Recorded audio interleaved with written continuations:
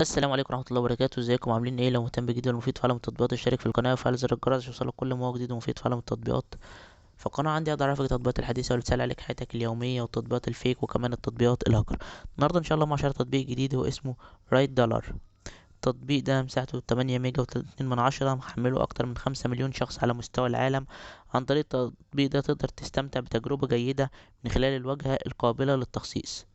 كمان مجموعة واسعة من السمات وخيارات الألوان، تقدر تختار اللون اللي انت عايزه للتطبيق سواء اسود او سواء ابيض زي ما واضح في الصورة قصاد حضراتكم. تطبيق مجاني بدون اعلانات او انقطاعات مزعجة، بيعزز الامان لخصوصيتك.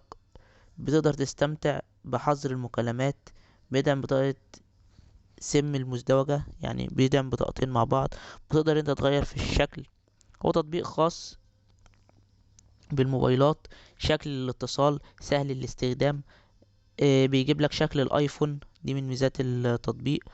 بالنسبة للناس اللي حابة التليفون بتاعه يكون فيه شكل الايفون، التطبيق بتاعه على التليفون بتاعهم بيكون التطبيق ده كويس معاهم.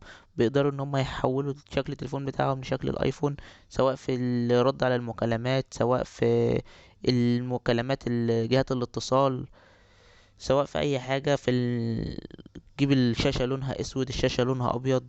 بتغير الالوان، بتغير الاشكال بتاعتك، بتغير في الصور، بتغير زي ما انت عايز.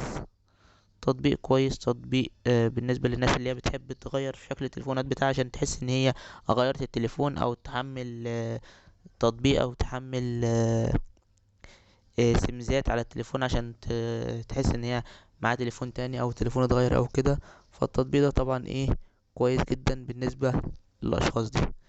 بس كده، ده يعتبر ابسط شرح للتطبيق. لو عجبك شرح التطبيق يا ريت تدوس لايك للفيديو. لو عايز شرح التطبيق معين يا ريت تسيب لي في الكومنت. لو شفت ميزه او عيب للتطبيق غير اللي احنا قلناه يا ريت تكتبها في تعليقات الفيديو اهو. احنا هنا قناه خدميه بنساعد بعض. لو شفت اي ميزه او اي عيب في اي تحديث من تحديثات البرنامج اكتبها، وساعد غيرك، ولا نساعد بعض ونفيد بعض ونستفيد من بعض. وشكرا، سلام عليكم.